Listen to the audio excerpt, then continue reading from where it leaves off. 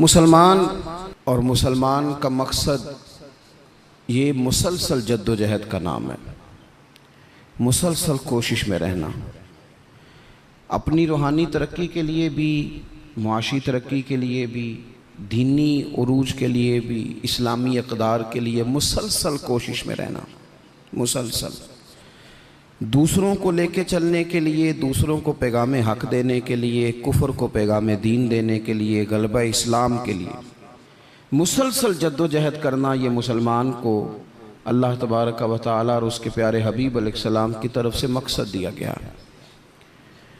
कुंतुम खैरा उम्मतिन उखरिजत लिन्नास, तुम बेहतरीन उम्मत हो, लेकिन याद रखना तुम्हें लोगों के नफ़े के लिए पैदा किया गया है। तअमुरूना बिल मारूफ व तनहौना अनिल मुनकर, तुमने लोगों को मारूफ का हुक्म देना है और मुनकरात से मना करना है। मकसूद अगर ज़िंदगी में कुछ हो फिर ज़िंदगी सही गुज़रती है। बेमकसद जब ये लोग ज़िंदगी गुजारते हैं तो आहिस्ता आहिस्ता परेशान रहने लग जाते हैं। मकासद क्या थे? मकसद ये था कि मैंने ना 2-4 करोड़ रुपया ज़िंदगी में जमा करना है, तो हो गया जमा, अब क्या करे? अब परेशान रहने लग गया।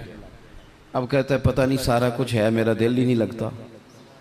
मकसद इसका ये था कि मैंने ना बहुत अच्छी बिल्डिंग बनानी है, बेहतरीन मकान बनाना है, तो बन गया मकान। अब भाई ये छोटे मकासद थे।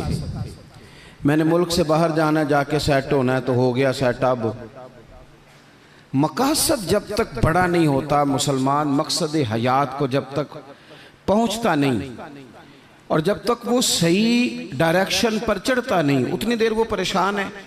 वो टामक टोनियाँ ज़रूर मारता है, वो वाली बीमारियां ढूंढ के ले आता है जो दरअसल उसकी बीमारियां हैं ही नहीं। वो ढूंढता चूँकि उन चीज़ों को है, फिर इलाज भी उन्हीं का करता रहता है। याद रखें, ज़िंदगी बामकसद बनाएं। मकसद क्या हो? निरी रोटी कमाना मकसद ना हो, रोटी कमाएं भी और लोगों को खिलाएं भी।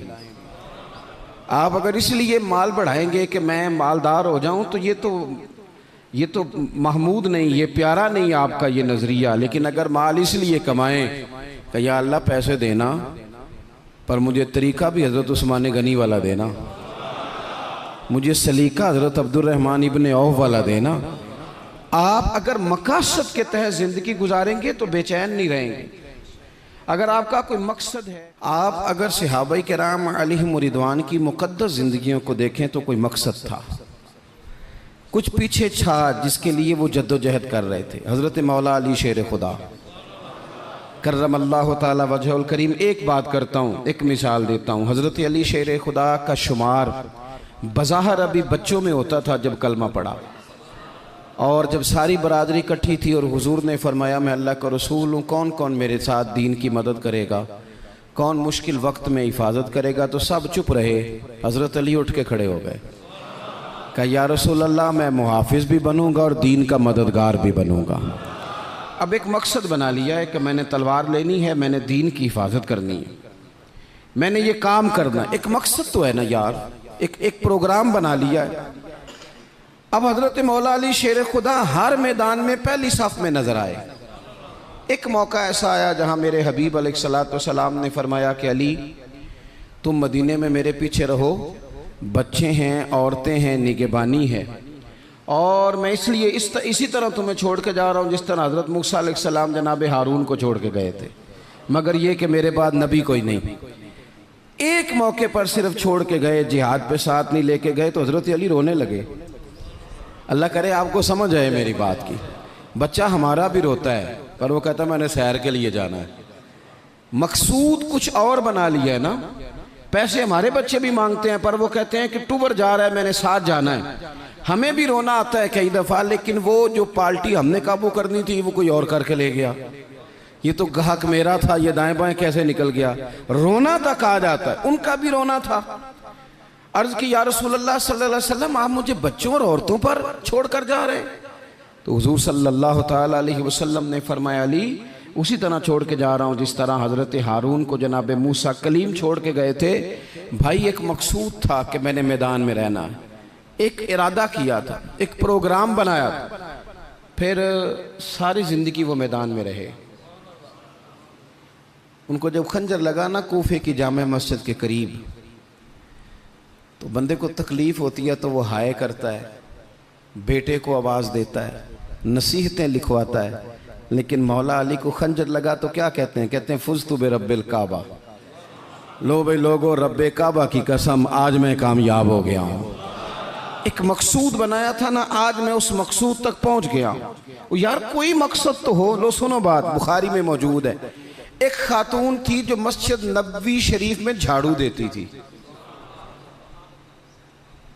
मुश्किल काम है? चलें आप बताएं मुझे, मस्जिद के अंदर झाड़ू देना आसान है कि मस्जिद का सदर बनना आसान है?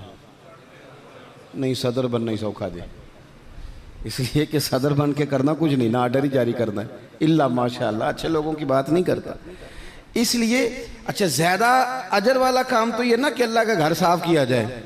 मैंने तो उलमा से कई जगह कहा है कि इस ओहदे का ना आप कोई नाम बदल दें, इस सीट का निगरान कर दें, सरपरस्त कर दें। क्योंकि जब सदर आप कह देते हैं ना, तो सदर पाकिस्तान का सबसे बड़ा आइनी ओहदा है, और सदर अगर बाइख्तियार हो तो पहला काम असेंबलियाँ तोड़ने का करता है, तो फिर मुश्किल हो जाएगी। एक खातून मस्जिद नबवी शरीफ में झाड़ू देती थी। कोई मकसद तो है ना यार, यानी जुमे वाले दिन मैंने झाड़ू देना है, कोई मकसद तो है। मैंने यार अल्लाह के घर, अल्लाह का घर समझ के, कमेटी की मस्जिद समझ के नहीं, महल्ले की मस्जिद समझ के नहीं, रब का घर समझ के मैंने यार वो वाशरूम साफ करने हैं जिनके अंदर लोग गुजरते हैं और नमाज के लिए अपने आप को तैयार करके लोग वुजू से फारिग होकर के आते हैं। एक मकसूद है, एक इरादा कर लिया है, कोई प्रोग्राम तो हो। ऐसे मुहम्मल फजूल वक्त गुजरता जाए। यानी हमारे यहाँ ना कुछ लोग कहते हैं मैं बोर बड़ा होता हूँ। आपने नाराज़ नहीं होना, मैं सैकड़ों और हज़ारों लोगों को जानता हूँ जो उनसे पूछना क्या कर रहे हैं तो कहते हैं टाइम पास कर रहा हूँ। तो मैं कहता हूँ आपने टाइम को बिल्कुल फजूल समझ लिया है। क्या समझते हैं आप? ज़िंदगी के लम्हात इतने फारिग हैं। और नबी पाक सल्लल्लाहु अलैहि वसल्लम ने फरमाया दो नेमतें ऐसी हैं जिनके बारे में बहुत सारे लोग धोखे में। दो नेमतें, नेमतें का हुजूर ने नेमतान, दो नेमतें ऐसी हैं जिसके बारे में लोग धोखे में पड़ गए। उन्हें समझ ही नहीं आई कि हमारे पास नेमत या रसूलल्लाह कौन सी? हुजूर ने फरमाया एक सेहत और एक फुर्सत, एक सेहत और एक फुर्सत। अल्लाह ने फारिग वक्त दिया था कि बहुत सारे कुरान पाक पढ़ सकता था, दरूद पाक पढ़ सकता था, कोई काम कर सकता था, लेकिन बस उस चौक में गुजर गया, उस गली में वक्त गुजर गया, फलाने की बातें करते वक्त गुजर गया, मेलों ठेलों में गुजर गया, शुगल मेलों में गुजर गया, कोई ठंडे इलाके की सैर में गुजर गया, जो बचा था वो मोबाइल पे गुजर गया। बीत गए औकात हमारे। कोई मकसूद है मेरे अजीज? मस्जिद में झाड़ू देती है खातून, बीमार हो गई लेकिन बामकसद जिंदगी गुजार रही थी ना। उसने किसी न किसी तरीके से अपने आप को मदीने वाले महबूब के दीन से जोड़ लिया था। झाड़ू देती थी मस्जिद में, बीमार हो गई।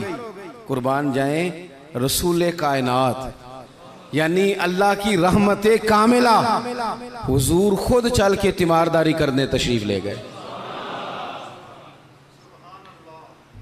और फरमाया अगर ये इंतकाल कर जाए तो मुझे खबर ज़रूर करना। सहाबा फरमाते हैं रात का वक्त था, ठंड का मौसम था और हुक्म भी ये था कि जब कोई इंतकाल कर जाए तो जल्दी तदफीन कर दो। हमने हुजूर को तकलीफ़ देना मुनासिब न समझा, गुस्ल कफन का बंदोबस्त हुआ, जनाजा पड़ा, दफन कर दिया। इसने कुछ किया है, इसने ना दीन के साथ कुछ ताल्लुक़ बनाया है। अल्लाह हमारा भी नाम झाड़ू देने वालों में लिख दे। कोई ताल्लुक़ तो इसने बनाया है ना, कहीं किसी कोने में जाके इसने रिश्ता दीन से जोड़ा है। हुजूर सैयद आलम अलैहिस्सलाम सुबह तशरीफ लाए तो सारा कुछ जानने वाले महबूब पूछने लगे तुमने मुझे बताया क्यों नहीं? ये भी एजाज के लिए, वरना अल्लमा का मालम तकुन तालम। हुजूर सैयद आलम अलैहिस्सलाम ने फरमाया क्यों नहीं बताया? कुर्बान जाएं, मर जाने को जी चाहता है इस अदा पर, सारी कायनात जाए हुजूर के रोज़े नूर पर। और नबी पाक ने पूछा बताया क्यों नहीं? या रसूलल्लाह रात थी, तकलीफ देना मुनासिब नहीं समझा। ओ बूढ़ी अम्मा तेरे नसीबों पे हमारे माँ बाप कुर्बान हो। हुजूर फरमाने लगे मुझे बताओ उसकी कब्र कहाँ है? मैं यानी हुजूर किसी की कब्र पे आ जाए, अल्लाह की सारी रहमतें आ गई। करीम महबूब अलैहिस्सलाम कब्र पे गए। वैसे तो दूसरा जनाजा जायज़ नहीं, एक ही शर्त में जायज़ है कि अगर वारिस ने नहीं पढ़ा तो दूसरा जनाजा पढ़ा जा सकता है, लेकिन हुजूर तो खुद वारिस है ना सारी उम्मत के, और हुजूर इख्तियार रखते हैं, शारे हैं। हुजूर कब्र पे गए, यही बड़ी बात थी कि हुजूर उसकी कब्र पे चले गए, लेकिन कब्र पे खड़े होके हुजूर ने फरमाया दोबारा सफ़े बनाओ भाई, मैं दोबारा जनाजा पढ़ाऊंगा। क्योंकि कोई मकसद तो था ना, ये मस्जिद में झाड़ू देती थी। आखिरी वेले मेरी आखियां राह तकना है तेरा, तेरा ते कुछ भी नहीं जाना सजना, पा जावें जे फेरा ते सौखा निकले सावे जहूरी, जे वेख लवा मुख तेरा। हुजूर तशरीफ ले आए, खुद तशरीफ ले आए और कब्र मुबारक पर खड़े होके दोबारा जनाजा पढ़ाए। नौजवानों, बड़ा वक्त ज़ाया हो गया, बड़ा। हमने ज़िंदगी में जो सबसे ज़्यादा चीज़ ज़ाया की है वो वक्त है। याद रखना, मुझे न बताना, किसी दोस्त को न बताना, लेकिन अपने आप से ज़रूर सवाल करना कि ज़िंदगी में हमें जितनी नाकामियाँ मिली हैं ना, उसकी असल वजह यह है कि हमने वक्त ज़ाया किया है, और बड़ा ज़ाया किया है। हम एक तो मकसद नहीं बना सके, दूसरा अपने वक्त को सही मैनेज नहीं कर सके। हम बड़ा कुछ कर सकते थे, अल्लाह तबारक व तआला ने सलाहियत दी थी, बहुत सारे काम हम अपने ज़िम्मे लेते तो कर जाते, लेकिन वक्त ज़ाया किया। इमाम बहकी ने हदीस लिखी है, मेरे रसूल पाक सल्लल्लाहु ताला अलैहि वसल्लम ने इरशाद फरमाया, जब सुबह दिन चढ़ता है ना तो दिन ऐलान करता है, वो दिन ऐलान करता है, कहता है मैं आज आया हूँ, आज के बाद नहीं आऊँगा, आज के बाद नहीं आऊँगा। कुछ करना है तो कर लो, आज जो दिन आया है ना, आज ये क़यामत तक दोबारा वापिस नहीं आएगा। कुछ कर लो। जिसने आज तिलावत नहीं की उसका ये दिन बगैर तिलावत के गुजर गया। मेरे अजीज, जिसने आज दरूद पाक नहीं ना पढ़ा, हुजूर को याद नहीं किया, उसका ये दिन गुजर गया बगैर दरूद पाक। जिसने आज सजदों की कसरत नहीं की, ये दिन बीत गया। दिन कहता है दोबारा नहीं आऊँगा। हज़रत उमर बिन अब्दुल अजीज़ रहमतुल्लाह अलैह से किसी ने कहा, हुजूर ये काम रहने दें, कल कर लेंगे।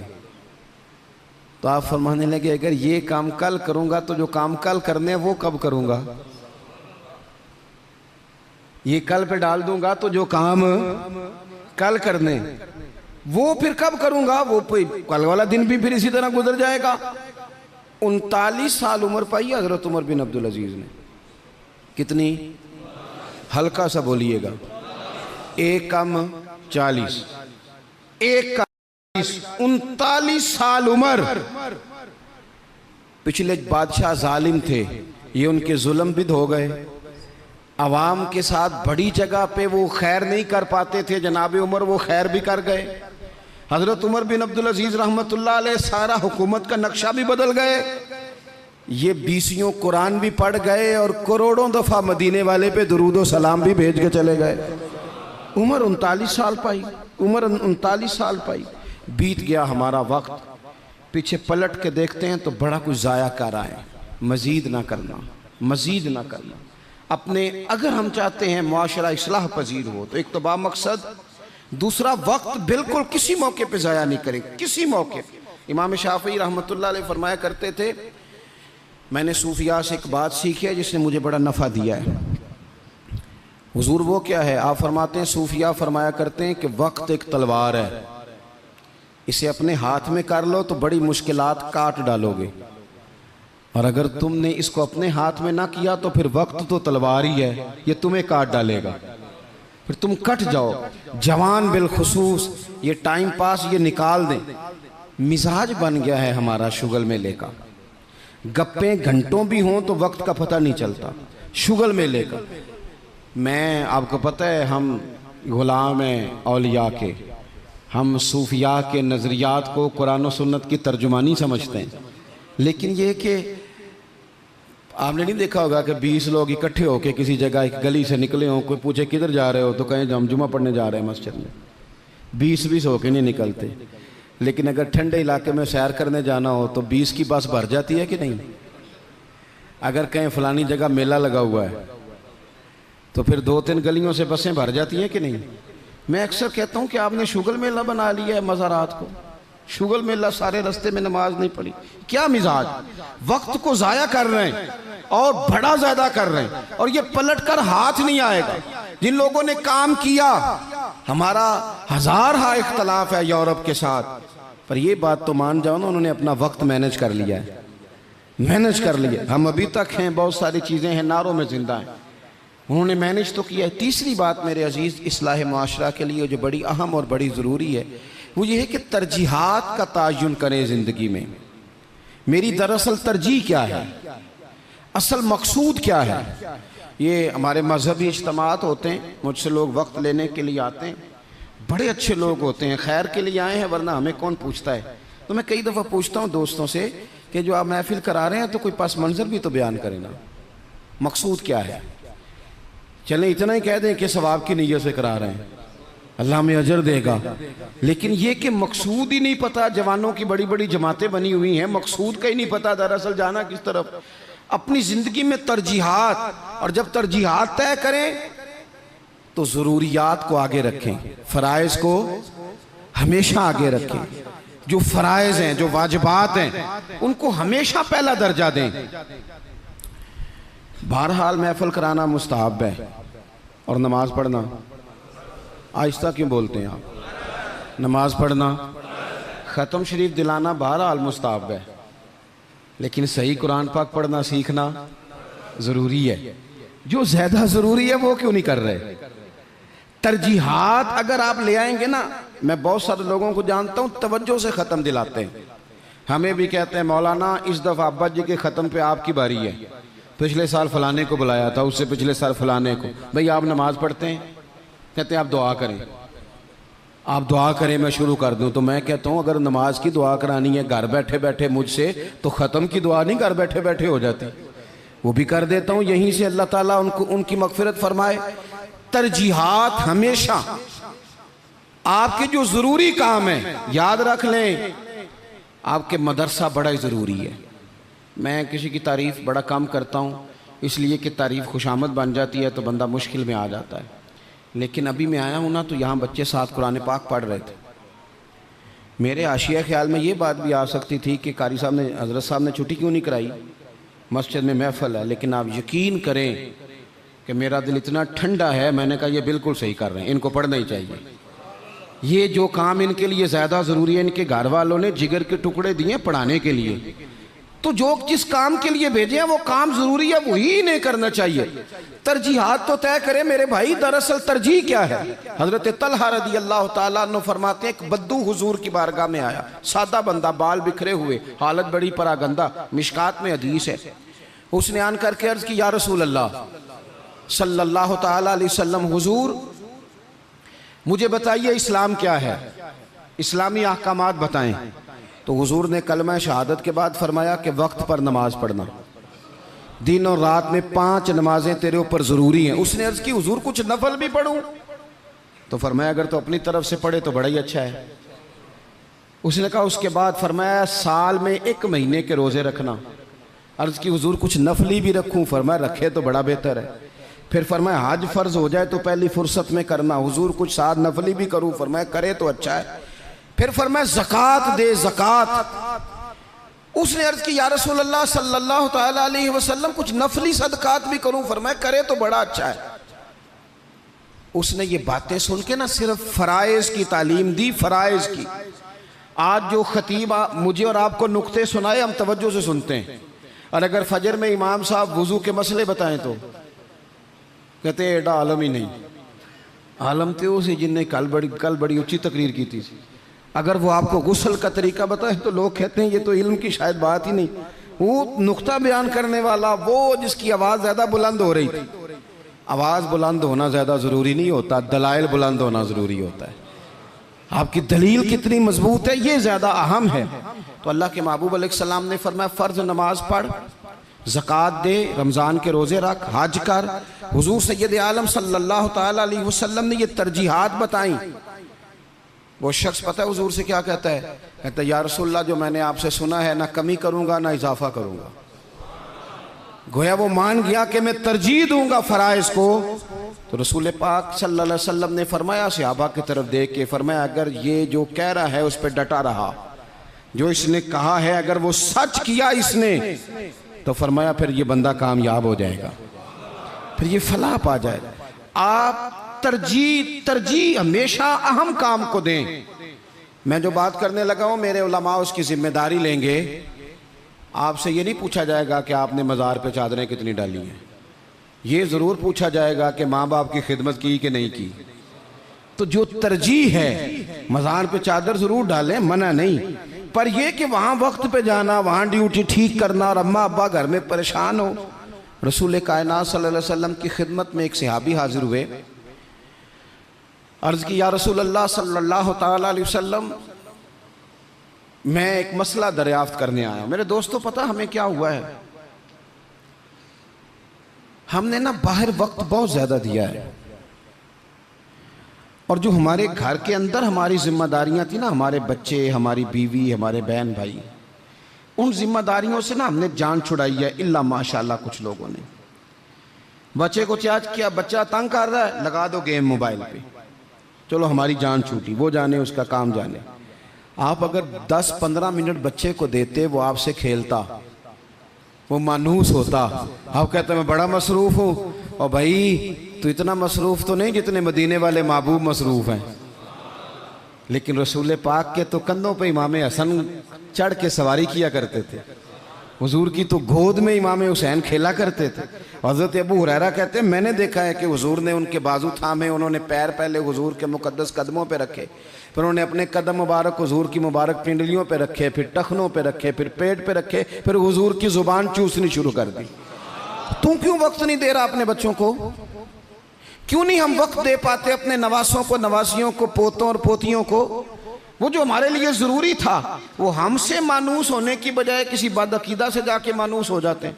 पता तब चलता है जब सारा अकीदा बिगड़ जाता है। अपने घर के अंदर जो जिम्मेदारियां उनको तरजीह दें। हुजूर सैयद आलम अलैहिस्सलाम ने फरमाया खैरुकुम खैरुकुम लिअहलिही व अना खैरुकुम लिअहली, फरमाया तुम में बेहतर वो है जो अपने घर वालों के लिए बेहतर है। व अना खैरुकुम लिअहलिही, और जाके पूछ लो मैं तुम सबसे बढ़ के अपने घर वालों के साथ खैर करने वाला।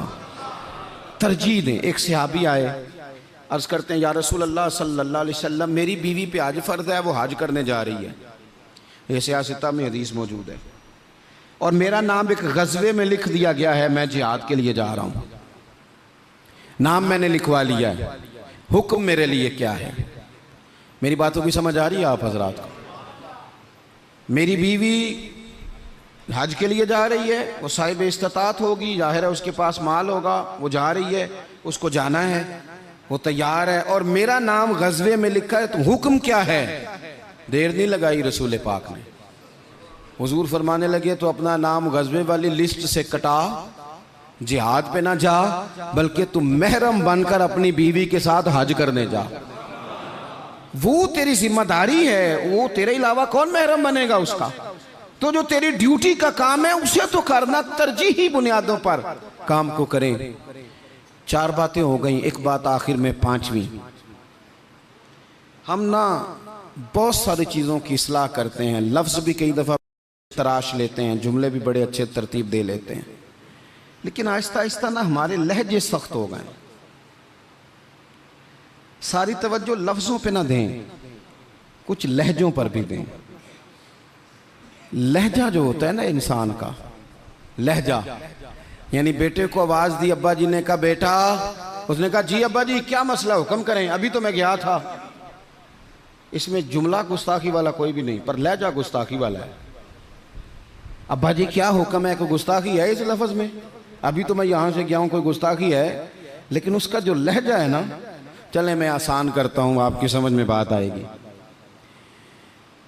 कुरान पाक में हज़रत लुकमान अपने साहिबजादे से बातें करते हैं, और वो सूरह लुकमान की बिल्कुल इब्तदा में वो आयात मौजूद हैं। तो हज़रत लुकमान ने ना अपने बेटे को जो नसीहतें की, एक नसीहत ये भी की थी, कहा वला तुसग़िर खद्दक लिन्नास, बेटा लोगों से रुखसार टेढ़ा करके बात ना करना, मुंह टेढ़ा करके तुरशरुई के साथ बात ना करना। तुरशरुई, वो बूढ़ा ससुर, बूढ़ी सास बहू से कहती है पुत्र रोटी लाना, तो रोटी लाई है तो उसने जोर से बर्तन पटका है ज़मीन पे, पानी डाला है तो जोर से रखा है, दरवाज़ा तलखी से बंद किया। बूढ़े थे बेचारे, बीमार थे, परेशान हो गए। शाम को बेटा आया तो रो पड़े। कहा पुत्र तेरी बीवी बड़ा परेशान करती है। तो उसने कहा अपनी बीवी से इधर आना। तो बीवी जवाब में पता क्या कहती है, तवज्जो है मेरी बात पर? वो कहती है अब्बा जी ने पूछो मैं आख्या की है। आख्या वाकई कुछ नहीं सुन। अगर वो लफ्ज बताना चाहे तो लफ्ज वाकई कोई उसने कहा ही नहीं, तो बताए कहां से? उसने वाकई कुछ नहीं कहा। अब्बा जी से पूछे मैंने, कहा क्या? अम्मा जी से पूछे मैंने, तो क्या बताए अब्बा जी? गिलास बोलेगा कि इसने तलखी से मुझे फेंका था, कि दरवाजा बोलेगा? अब वो जो तलखी है ना, वो रवैये की है। हमारा ना सिर्फ मसला, मैंने कुरान मजीद पढ़ा है कि जनाब लुकमान ने अपने बेटे से कहा पुत्र रुखसार टेढ़ा करके लोगों से बात, थोड़ा सा रवैया तो ठीक हो ना। हमारे रवैये ना, किसी जगह थोड़ी देर के लिए ट्रैफिक बंद हो तो लोगों का रवैया देखना, थोड़ी देर के लिए किसी जगह अगर ठहरना पड़ जाए तो मिजाज देखें लोगों का। हमारा आप किसी से ना किसी के बारे में सवाल करें, पूछें सियासतदान कैसे होते हैं, फिर हमारा रवैया देखें। आप पूछें पुलिस वाले किस तरह के होते हैं, फिर देखें रवैया। आप पूछें तेरा क्या ख्याल है अपने ससुराल वालों के बारे में, फिर रवैया देखें। चलें आप अच्छे लोग हैं और मस्जिद में भी बैठे हैं और बावजू भी हैं, गलत बात तो करनी नहीं। अगर पूछा जाए कि मौलवियों के बारे में क्या ख्याल है, अगरचे सुनने भी आए हैं, अगरचे ये कि उनके पीछे नमाज भी पढ़ते हैं, लेकिन रवैयों में वो रंग नहीं है। आवाज़ देते हैं तो इस अंदाज में बाज़ लोग अपने डेरों पर बैठ के चौधरी तबसरा करते हैं, तो वो तबसरे का लहजा ठीक, मेरे लहजे में गुरूर आया था, तेरा हक था तू शिकायत करता। और मेरे भाई लहजे पर भी थोड़ी तवज्जो दे, अंदाज। कुछ लोग कहते हैं जी मैं कड़वा इसलिए हूँ कि सच्चा हूँ, सच्चे बंदे कड़वे होते हैं। मैंने कहा ये मिसाल ही गलत है सिरे से। कायनात में सबसे ज़्यादा सच मदीने वाले महबूब ने बोला है, सबसे ज़्यादा सच हुजूर ने बोला है, पर वो सच इतना मीठा था कि लोगों ने दौड़ दौड़ के उसे हासिल किया है। सच ही तो मीठा होता है, किसने कह दिया सच कड़वा होता है? ये हम कड़वा बना देते हैं। तुरशुरुई थोड़ा सा ना लहजे पर भी देखे ना, एक बेटा है, लहजे की बात है ना। वालदा ने, वो बेचारी अम्मा को टेलीफोन आ गया बेटी का कि अम्मा जी 20,000 रुपया चाहिए, मैं मजबूर हूँ, मैं तकलीफ़ ना देती। तब वो वालिद वालदा बैठे मशवरा कर रहे हैं, बेटा पहले ही ज़्यादा तनख्वाह कोई नहीं, खर्चे पहले ही ज़्यादा, कैसे कहेंगे। बड़ी उन्होंने ना मशवरा करके, बेटा आया तो बड़े प्यार से प्रेम से बात की। का पुत्र दिल तो नहीं करता, हमें तेरे हालात का पता है, पर तेरी बहन बेचारी को ना 20,000 की ज़रूरत है। अब एक लहजा ये है। उसने कहा अब्बा जी कमाल बात है, आपको पहले भी पता ही है, आप मुझे रोज़ तकलीफ़ देते हैं, पहले इतने खर्चे, अभी ईद पे दिया तो था 3,000 उसके घर में, फिर उसने फ़ोन कर दिए, उसे भी सोचना चाहिए। उठ के चला गया। माँ बाप बेचारे सारी रात रोते, हमने क्यों बात की, न करते, क्या इसने रवैया इख्तियार किया। एक रवैया ये है, एक रवैया ये है कि अब्बा जी और अम्मा जी ने बड़े चुन के जुमले का, बेटा हमें तेरे वसाइल का भी पता है, मसाइल का भी पता है, दिल नहीं करता, पर तेरी बहन किससे बात करे, गरीब है, उसने कह दिया है मजबूरी है, उसे को 10-20 हज़ार चाहिए। तो बेटा उठ के करीब आ गया, उसने अम्मा का हाथ पकड़ के सीने पे रखा, बाप का हाथ चूमा। उसने कहा अब्बा जी आप झिझक झिझक के बात क्यों करते हैं, 20,000 की क्या बात हुई, मेरी जान भी हाज़िर है। गरीबी और बात है, मजबूरी और बात है, पर आप हुक्म किया करें, मैं गुलाम हूँ आपका, आप झिझक के मेरे साथ भी झिझकेंगे, आप खुल के बात करें, आपको फ़ोन कर देना चाहिए, मैं उधार पकड़ूँ कुछ करूँ, आप जो करेंगे। रोएगा उसका अब्बा भी सारी रात ही, रोएगी इसकी अम्मा भी सारी रात ही, पर दुआएं मांगती रोएगी। अब्बा दुआएं मांगता रोएगा कि या अल्लाह इस तरह की औलाद सबको अता फरमा। रोएगा। रवैये, लहजे, अंदाज, गुफ्तगू, इसमें तब्दीली की ज़रूरत है, इसमें तब्दीली की ज़रूरत है। हज़रत जाबिर इब्न अब्दुल्लाह रदी अल्लाह ताला अन्हु रवायत करते हैं, एक सहाबी फरमाते हैं हुज़ूर पहले दिन मदीने तशरीफ़ लाए हिजरत करके, मैं ज़ियारत के लिए गया तो मैंने मुस्कुराते देखा। बड़े बड़े वक्त आए ना, इनमें बदर भी आया, ओहद भी आया, ओहद में शहादतें भी हुई, इन मौके में बड़ा कुछ आया, लेकिन मैंने हुजूर को 10 साल ज़ियारत करता रहा, जब भी मिला हूँ मुस्कुराते मिला हूँ। और मैं हुजूर के विसाले ज़ाहिरी से कुछ दिन पहले भी ज़ियारत करने गया तो मदीने वाले को मुस्कुराते ही देखा है। तलखी बड़ी है रवैये में, तलखी बड़ी है मिजाजों में। तो फिर अपनी बात सारी दोहराता हूँ। सबसे पहले तो ज़िंदगी बामकसद करें, बेमकसद ना बनाएं, वरना आप बिला वजह के परेशान रहेंगे। दूसरी बात ये कि उस बामकसद ज़िंदगी में फिर वक्त एक लम्हा भी ज़ाया ना करें। अपने सारे मामलात को तरतीब दें, उठना कितने बजे है, खाना कितने बजे। और बड़ी ज़िम्मेदारी से कह रहा हूँ, 2 दिन आपको फजर के दिन मुश्किल से उठना है। किसी के उठाए उठेंगे 2 या 3 दिन, या अलार्म आपको उठाएगा, तीसरे दिन इंशाअल्लाह ताला आपका दिमाग खुद ब खुद जाग जाएगा। अल्लाह ने मिजाज इस तरह का बनाया है इंसान का, तो वक्त नहीं ज़ाया करना। तीसरी बात यह कि तरजीहात का तयन करना है। तरजीहात का, जो फ़राइज़ हैं वो बहरहाल पहले हैं, जो वाजिबात हैं वो बहरहाल पहले हैं, जो हुकूकुल इबाद हैं वो बहरहाल। हज़रत अब्दुल्लाह इब्न अब्बास रज़ी अल्लाह तआला अन्हु मस्जिद में इतिकाफ़ बैठे हुए थे। तो एक बंदा आके मस्जिद में बड़ा परेशान होकर बैठ गया। तो फरमाया, ओ भाई क्या हुआ? कहने लगा, हुज़ूर बड़ा परेशान हूँ, एक बंदे का कर्ज़ देना है और मजबूर हूँ, दे नहीं पा रहा। आप फरमाने लगे, मैं तेरे लिए एक बात करूँ तो तेरा काम बनता है? उसने कहा, हुज़ूर अगर कर दें तो बड़ी बात है। इतिकाफ़ बैठे थे, जूते पहने मस्जिद से बाहर निकल आए। वो बंदा कहने लगा, हुज़ूर रुके रुके, शायद आपको याद नहीं रहा, आप इतिकाफ़ में हैं। तो हज़रत अब्दुल्लाह इब्न अब्बास रो पड़े और हुज़ूर की कब्र नूर की जानिब इशारा करके कहने लगे, ज़्यादा अरसा नहीं गुजरा, मैंने मदीने वाले हबीब से सुना है कि जो किसी भाई की एक मुश्किल हल कर दे, अल्लाह 10 एतिकाफ से ज़्यादा सवाब अता फरमाएगा। तो जो वक्त तरजीह तय करने का था मैंने तय कर लिया। इस वक्त तरजीह तुझे मुश्किल से निकालना। हुकूकुल इबाद अगर तरजीह है तो उसे तय करें, फ़राइज़ तरजीह है तो उसे तय करें, और अपने रवैयों को अच्छा रखें। सब्र बड़ा हुसन है, सब्र में बड़ा कुछ पिन्हा हो जाएगा। बेसब्र आदमी चंद कदम भी नहीं चल सकेगा, थक जाएगा। ये चीज़ें ज़िंदगी में पैदा करें। उम्मीद है हमारी इस्लाह बड़ी करीब आ जाएगी। उम्मीद है कि बड़ी जल्दी हम उस रास्ते चले जाएंगे जो अल्लाह रसूल के कुर्ब की जानिब बढ़ता है। अल्लाह तबारक व तआला समझने की, अमल करने की, दीन की तरफ लौट आने की तौफीक अता फरमाए। आखिर दावा यानी अल्हम्दुलिल्लाह रब्बिल आलमीन। दुआ कर दें। अल्लाहुम्मा सल्लि अला सय्यदिना व मौलाना मुहम्मदिन मअदनिल जूद वल करम व आलिहि व बारिक व सल्लिम। अल्लाह हमारी हाज़री को कबूलियत का शर्फ अता फरमा। जिन दोस्तों ने एहतमाम किया है उनकी कोशिश को, काविश को कबूल फरमा। ऐ कायनात के मालिक, हमारे गुनाह माफ़ फरमा, हमारी गलतियों से दरगुज़र फरमा, हमें नफ़े वाला इल्म अता फरमा, इखलास वाला अमल नसीब फरमा। ऐ अल्लाह, नेकी के रास्ते पे चलना हमारे लिए आसान बना दे।